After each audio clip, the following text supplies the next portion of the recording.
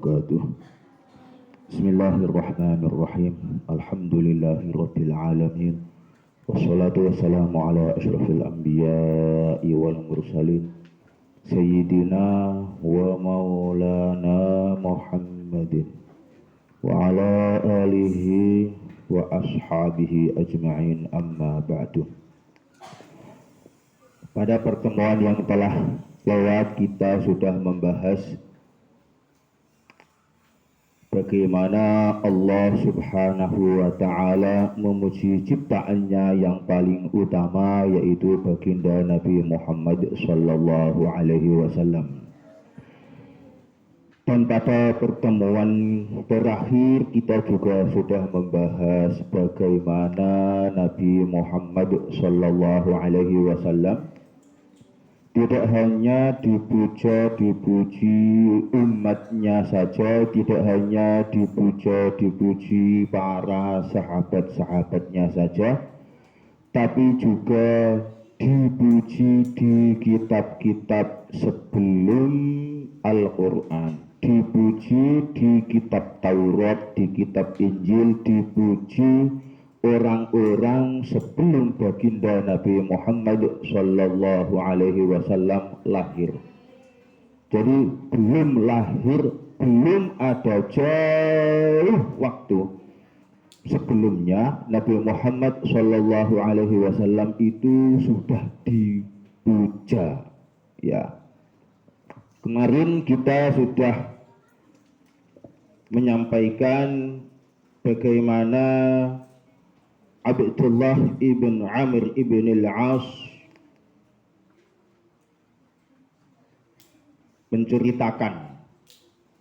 menceritakan pujian dari kitab-kitab terdahulu. Selanjutnya kita akan membahas pendapat dari salah satu tabi'in, tapi asalnya dia adalah ahli kitab, ya, tabi'in, namun asalnya dia adalah ahli kitab, artinya dia orang Yahudi atau Nasrani. Bismillahirrahmanirrahim. Wa dzukira misluhu an Abdillah ibni Salam. Jadi hadis yang kemarin sudah dibahas itu juga disebutkan Abdullah bin Salam. Jadi Abdullah bin Salam itu sahabat, ya.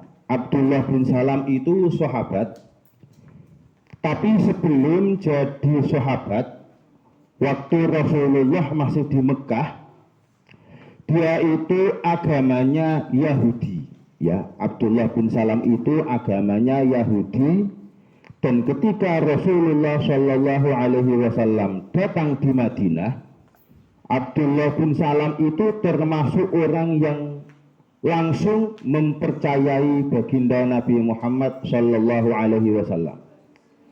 Sebelum mempercayai Nabi Muhammad, Abdullah bin Salam itu dianggap orang yang paling bisa dipercaya. Namun setelah dia mempercayai baginda Nabi Muhammad sallallahu alaihi wasallam, dia menjadi orang yang paling dimusuhi orang Yahudi di Madinah. Ya.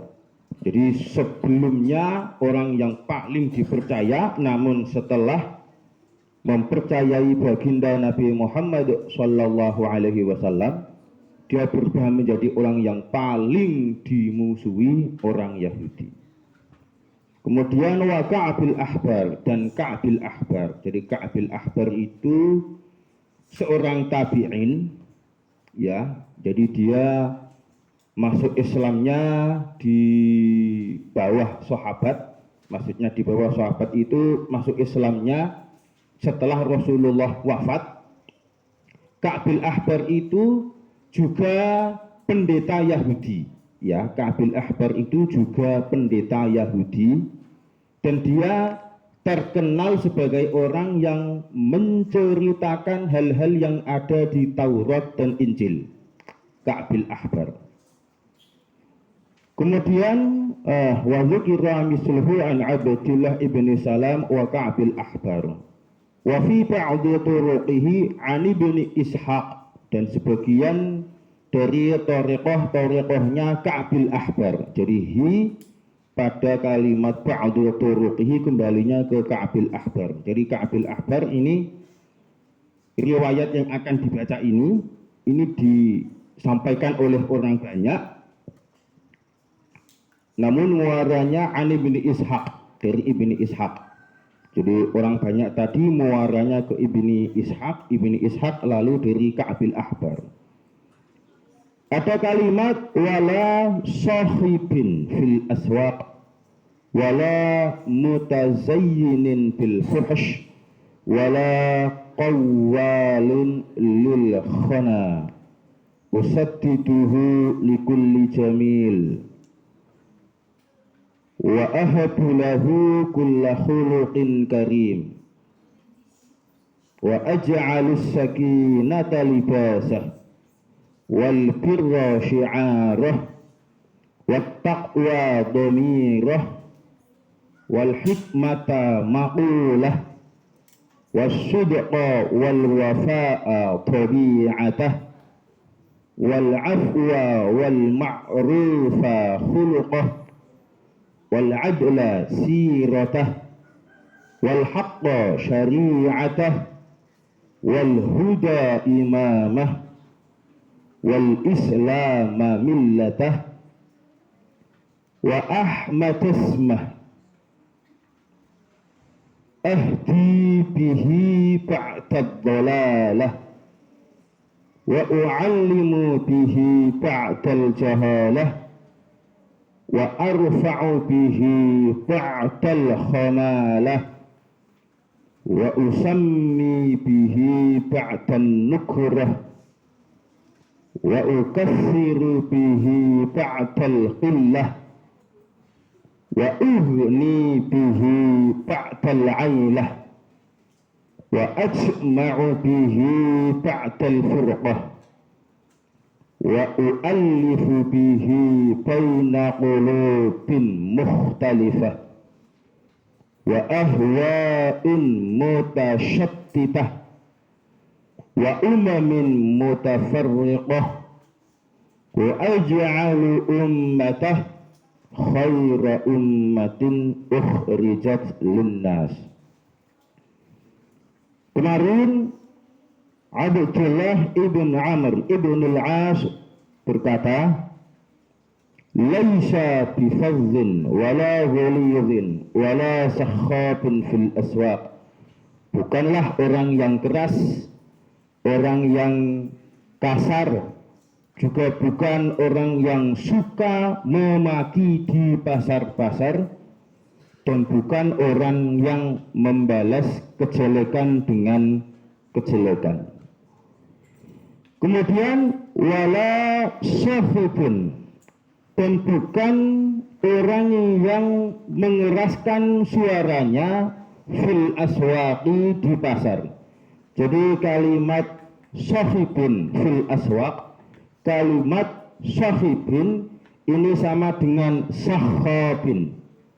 Ya, jadi bagian yang atas itu kan kalimat sahhabin, orang yang mengeraskan suaranya. Begitu pula dengan kalimat sahibin, yaitu Nabi Muhammad Shallallahu Alaihi Wasallam bukan orang yang suka mengeraskan suaranya. Penting kalian semua ketahui,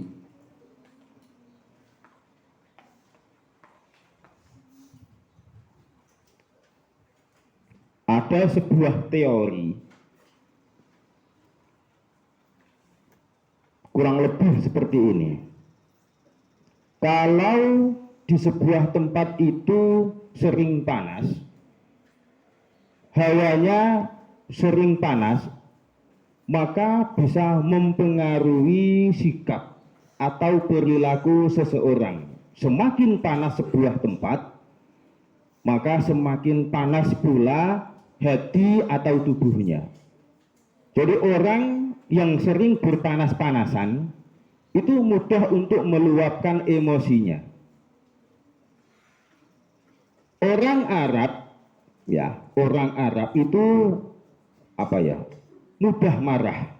Ya, orang Arab itu tipikalnya orang yang mudah marah.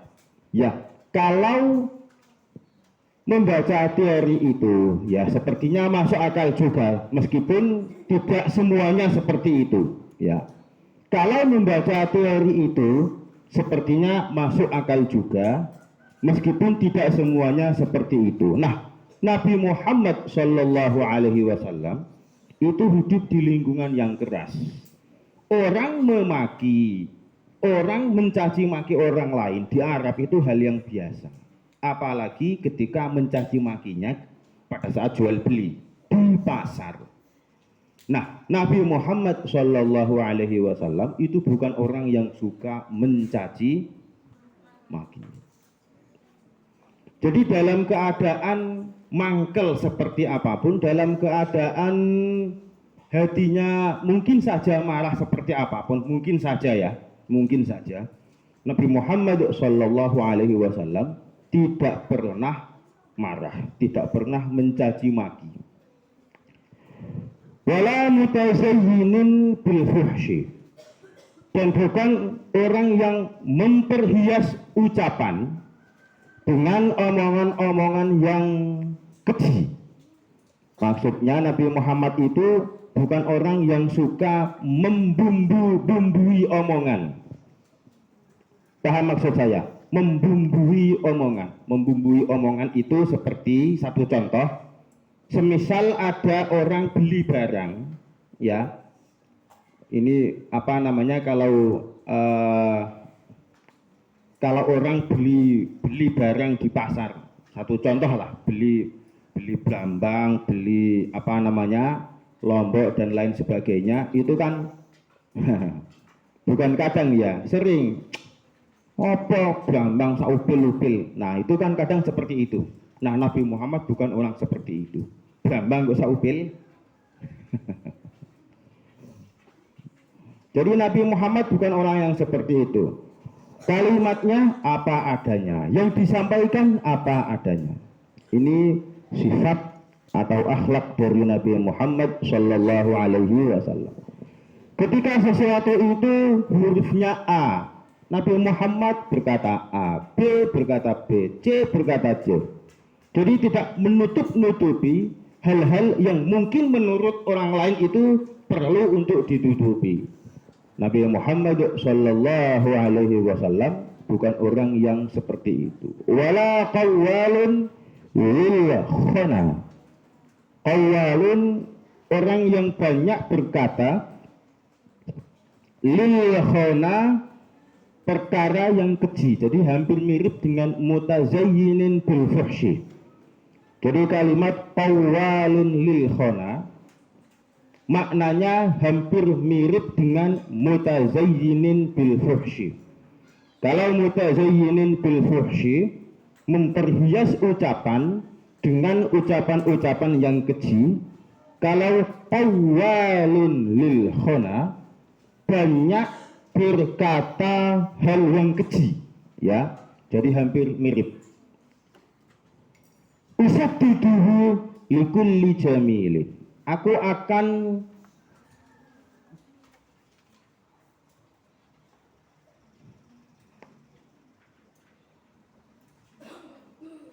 usabbiduhu likulli jamilin. Aku akan memperbaiki perilaku seperti dia. Perilaku agar aku bisa berbuat baik. Jadi usabbiduhu ini maksudnya yang cerita tadi, yaitu sahabat Abdullah ibn Amr ibn al-As, karena ikut Nabi Muhammad Shallallahu Alaihi Wasallam, akhlaknya seperti itu, perilakunya seperti itu. Orang yang melihat itu pasti ingin meniru beliau. Ya, saya ulangi. Orang ketika melihat Nabi Muhammad Shallallahu Alaihi Wasallam, perilakunya seperti itu, akhlaknya seperti itu, tutur katanya seperti itu, orangnya sopan sekali. orang ketika melihat baginda Nabi Muhammad Shallallahu Alaihi Wasallam pasti ingin seperti beliau. Sejelek-jeleknya orang, ya, ketika melihat baginda Nabi Muhammad Shallallahu Alaihi Wasallam pasti ingin meniru beliau. Masya Allah, ini usadiduhu likulli jamil. Wa ahabu lahu kulla khuluqin karim. Dan aku akan memberikan ke orang lain sebagai bentuk akhlak mulia sebagaimana aku meniru beliau baginda Nabi Muhammad sallallahu alaihi wasallam. Jadi wa ahabu lahu kulla khuluqin karimin, ini artinya ketika seseorang melihat bagaimana baginda Rasulullah sallallahu alaihi wasallam bertata krama, mudah sekali untuk memberikan hal-hal yang dia miliki kepada orang lain. Orang ketika melihat baginda Rasulullah Shallallahu Alaihi Wasallam seperti itu, ya, itu kemudian ingin meniru beliau, ingin mencontoh beliau. Wa aj'alus sakinata libasah.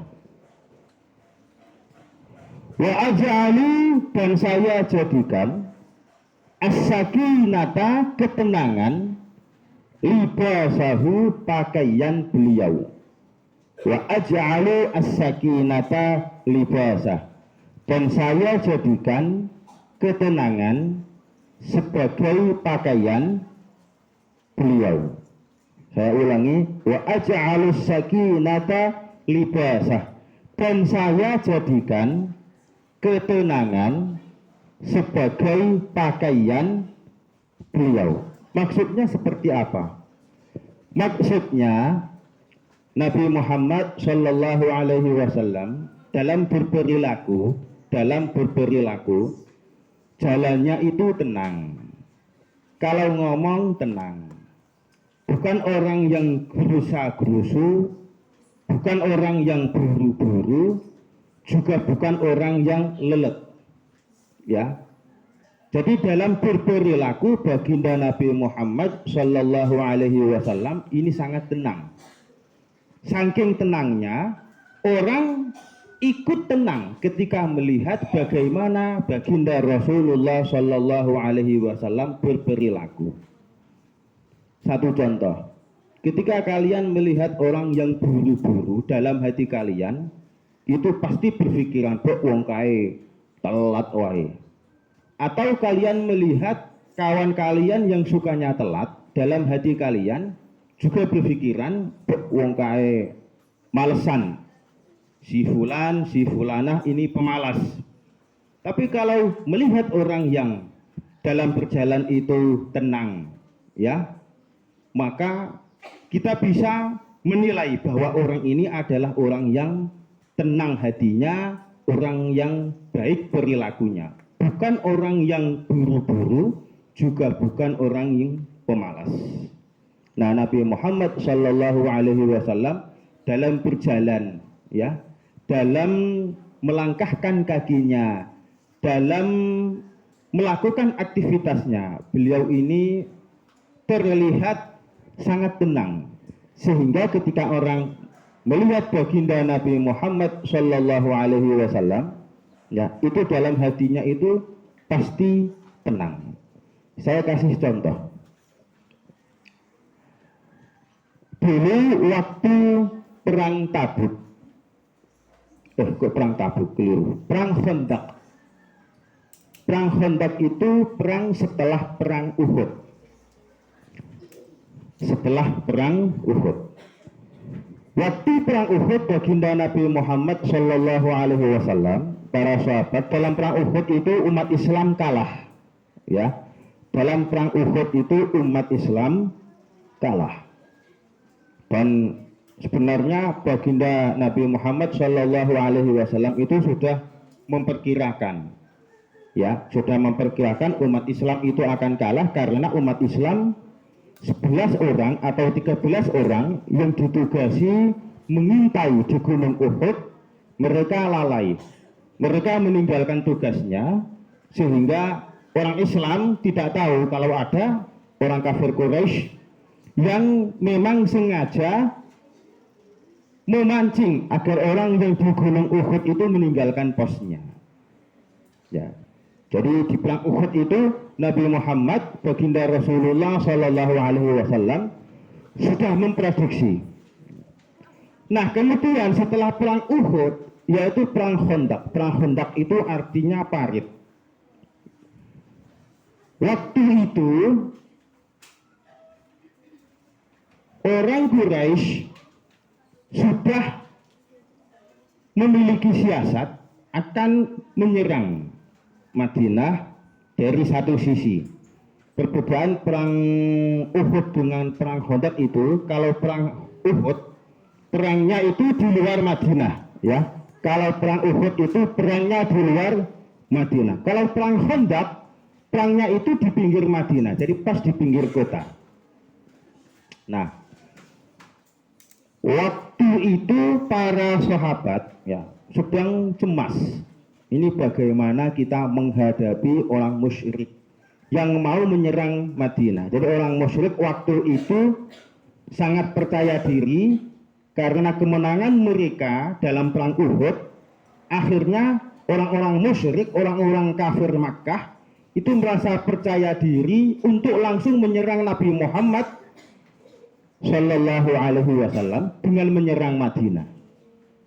Ya, para sahabat cemas, bagaimana ini?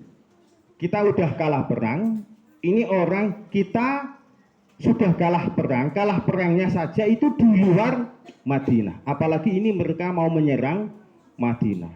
Di samping itu di Madinah sudah banyak al-munafiqun, ya, orang-orang munafik, orang-orang Yahudi yang mana mereka ada di Madinah tapi mereka membela. Nantinya pada perang Khandaq mereka akan membela orang-orang musyrik.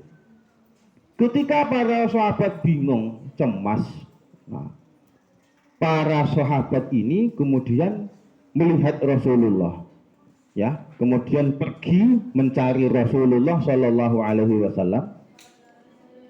Dan ketika mereka menemukan Rasulullah, kalian tahu apa yang sedang Rasulullah lakukan? Yang Rasulullah lakukan, Rasulullah sholat.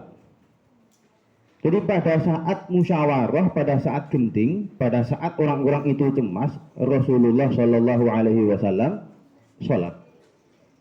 Jadi dengan tenangnya baginda Rasulullah Shallallahu Alaihi Wasallam menghadapi kecemasan, kekhawatiran, atau hal-hal yang mereka takutkan, ya, dengan apa yang baginda Rasulullah Shallallahu Alaihi Wasallam lakukan, yaitu dengan menjalankan sholat.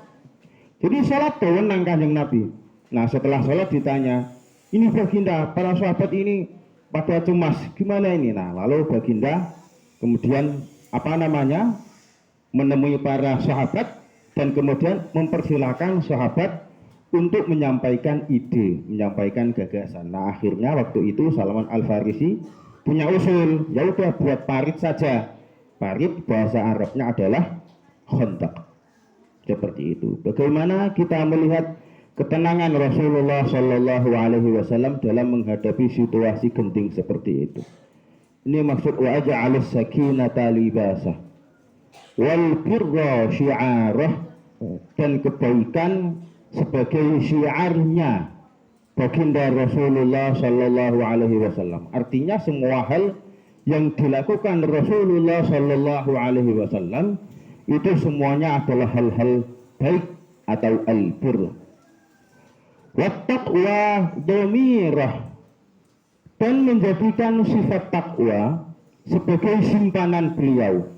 Artinya hatinya Rasulullah Shallallahu Alaihi Wasallam, meskipun baginda Rasulullah Shallallahu Alaihi Wasallam adalah orang yang paling baik, orang yang pasti dijamin masuk surga, tapi beliau adalah orang yang paling bertakwa, orang yang paling takut di hadapan Allah Subhanahu wa Ta'ala. Jadi orang yang paling mulia itu bukan orang yang memiliki pangkat, tapi orang yang paling mulia itu adalah orang yang paling bertakwa. Wal hikmata maqulah, dan menjadikan kebijaksanaan sebagai ucapannya. Wal hikmata maqulah, dan menjadikan kebijaksanaan sebagai ucapannya. Maksudnya adalah ucapan-ucapan baginda Rasulullah Sallallahu Alaihi Wasallam itu penuh dengan kebijaksanaan. Wasidqa wal wafa'a tabi'atah, dan menjadikan sifat sidq, sifat benar, wal wafa'a, dan sifat memenuhi janji, tabi'atahu, sebagai wataknya. Jadi maksudnya watak Rasulullah Sallallahu Alaihi Wasallam, Rasulullah itu adalah orang yang benar, Rasulullah itu adalah orang yang memegang janji. Ya, Rasulullah adalah orang yang memegang janji. Jadi ketika baginda Rasulullah Sallallahu Alaihi Wasallam sudah sanggup untuk melaksanakan sebuah janji atau sudah sanggup untuk menjalankan amanah, maka beliau adalah orang yang akan melaksanakan janji dan akan orang yang menjalankan amanah. Wal afwa wal ma'rufa khuluqah. Wal afwa, dan menjadikan sifat pemaaf, wal ma'rufa, dan menjadikan perbuatan-perbuatan baik, khuluqahu, sebagai budi pekerti beliau. Maksudnya adalah budi pekerti baginda Rasulullah Shallallahu Alaihi Wasallam itu adalah pemaaf, dan beliau adalah orang yang melakukan kebaikan atau menganjurkan orang lain untuk melakukan kebaikan. Wal adla siratah, dan menjadikan sifat adil sebagai langkah perjalanan beliau. Waduh. Wal adla siratah, dan menjadikan sifat adil sebagai langkah perjalanan beliau. Artinya di keadaan apapun, di kondisi apapun, Rasulullah Shallallahu Alaihi Wasallam itu bersifat adil, ya.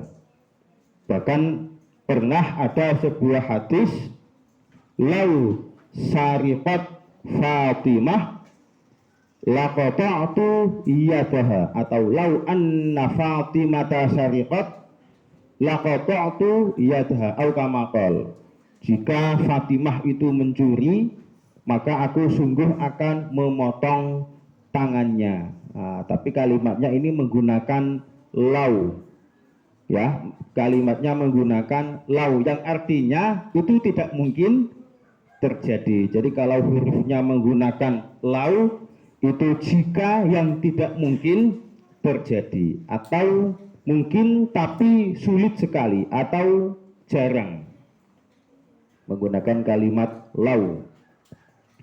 Itu adilnya baginda Rasulullah Sallallahu Alaihi Wasallam. Wal haqqa syari'atah, dan kebenaran sebagai pedoman hidup beliau. Jadi syari'atah, pedoman hidup.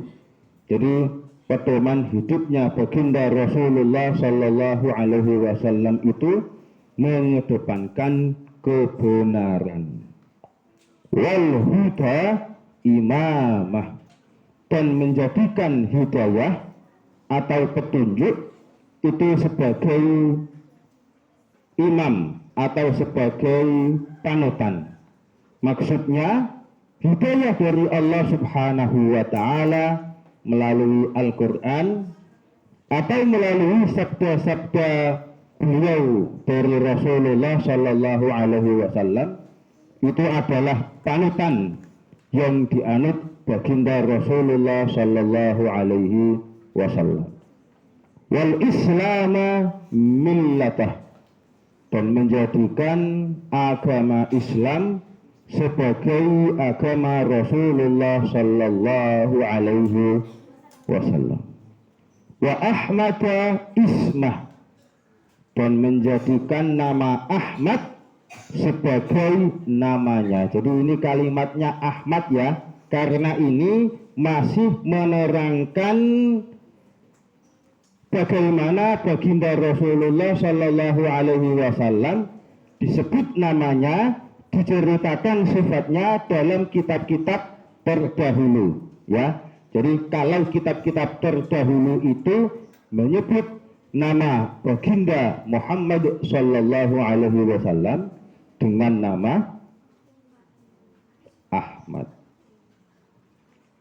Ihdi bihi ba'dad dhalalah, saya mendapat petunjuk sebab dia setelah sesat.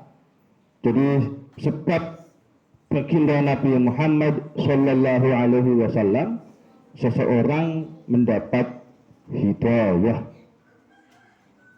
Wa u'allimu bihi ba'dal jahalah, dan saya adalah orang yang tahu sehingga saya bisa mengajarkan sebuah ilmu, sebab baginda Nabi Muhammad sallallahu alaihi wasallam yang mana sebelumnya berada pada kebodohan.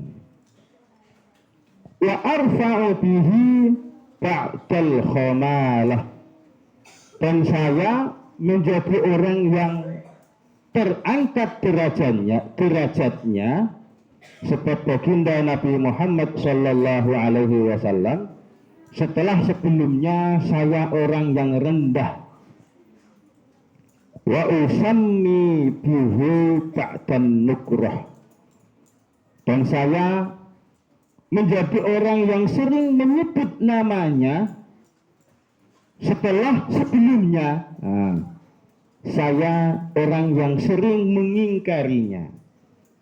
Jadi sebelumnya mengingkari baginda Nabi Muhammad sallallahu alaihi wasallam, sebelumnya tidak mempercayai baginda Nabi Muhammad sallallahu alaihi wasallam, sekarang mengimani baginda Nabi Muhammad sallallahu alaihi wasallam, sekarang mempercayai baginda Nabi Muhammad sallallahu alaihi wasallam, hingga sering menyebut nama baginda Nabi Muhammad sallallahu alaihi wasallam. Wa ukatsiru bihi ba'dal qillah, dan saya menjadi orang yang banyak.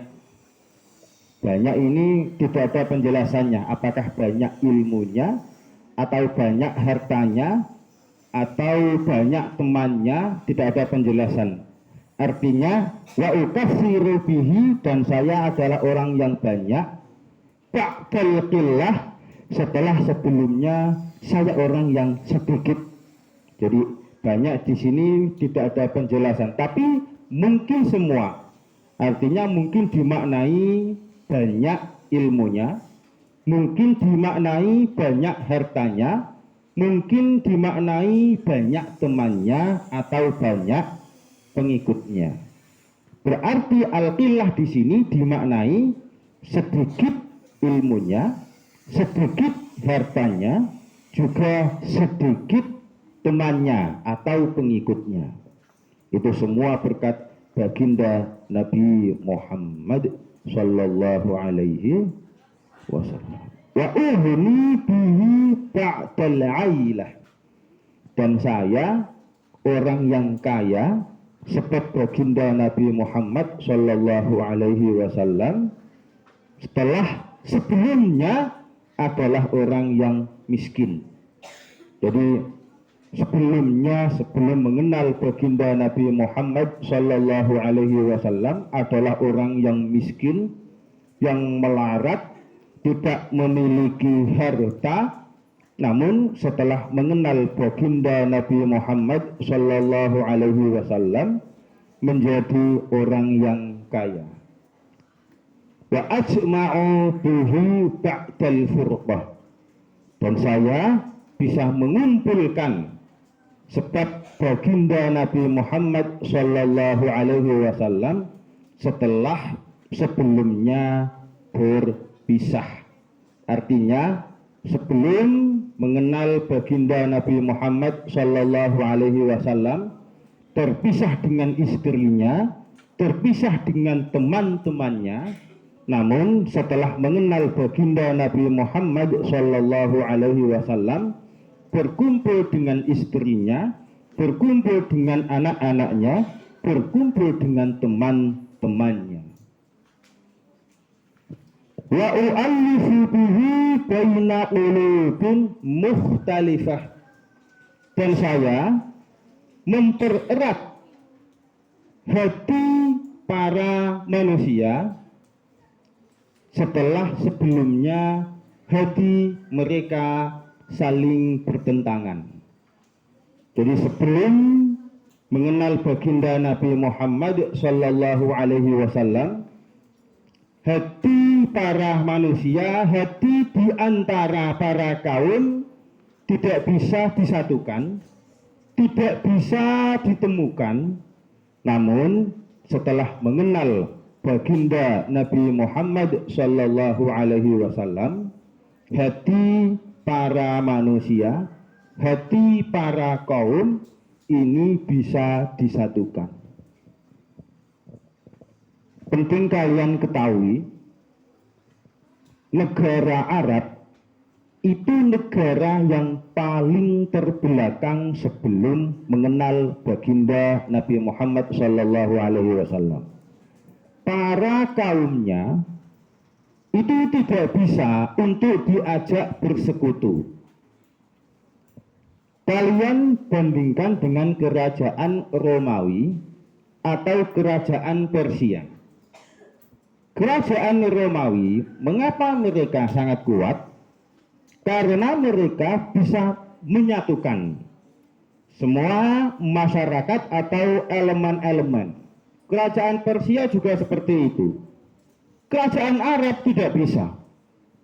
Jadi kerajaan Arab itu tidak ada satu kerajaan yang super, itu tidak ada. Karena semua orang-orangnya itu saling berselisih, mudah memunculkan perselisihan. Sampai akhirnya muncul baginda Nabi Muhammad sallallahu alaihi wasallam. Hanya dalam waktu 23 tahun baginda Rasulullah sallallahu alaihi wasallam menyatukan semua orang Arab di bawah satu komando, yaitu Islam. Hanya dalam waktu 23 tahun orang-orang Arab menjadi orang yang ditakuti, mengalahkan Romawi.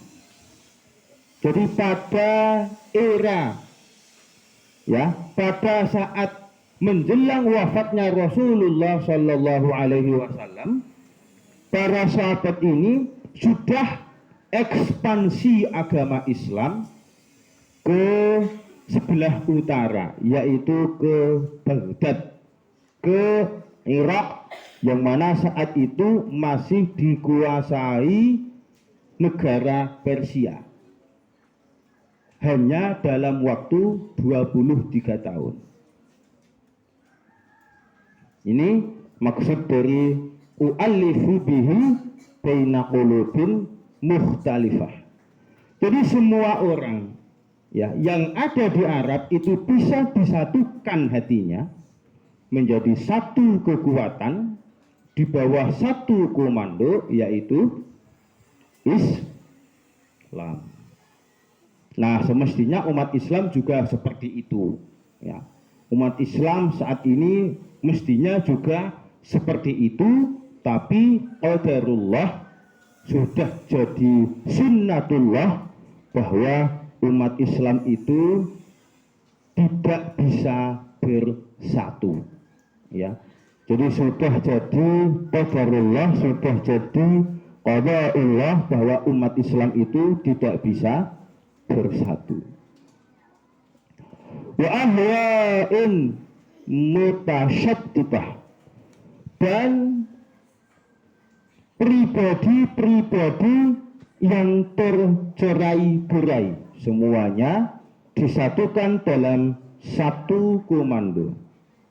Wa umamin mutafarriqah, dan umat-umat atau golongan-golongan yang berbeda-beda, ini semuanya disatukan dalam satu komando, yaitu agama Islam melalui komando baginda Nabi Muhammad Sallallahu Alaihi Wasallam. Namun seperti tadi yang saya sampaikan, qada'ullah qadarullah, agama Islam itu tidak bisa disatukan, umat-umatnya itu tidak bisa bersatu, sebagaimana sabda beliau baginda Nabi Muhammad Sallallahu Alaihi Wasallam, sataftariqu ummati, umatku suatu saat akan tercerai-berai. Namun selama kita masih mengikuti jalan yang benar, yaitu jalan yang dibawa para ulama, yang diajarkan para sahabat, dan mengikuti langsung baginda Nabi Muhammad Sallallahu Alaihi Wasallam, insya Allah kita semua akan selamat.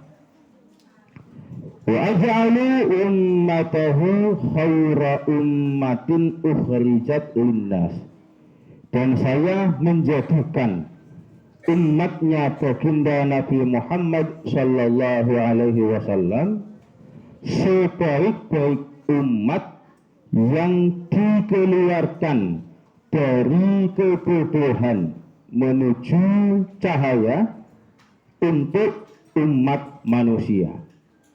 Jadi umatnya baginda Nabi Muhammad Sallallahu Alaihi Wasallam itu adalah umat yang paling baik dibandingkan umat-umat sebelum baginda Nabi Muhammad Sallallahu Alaihi Wasallam.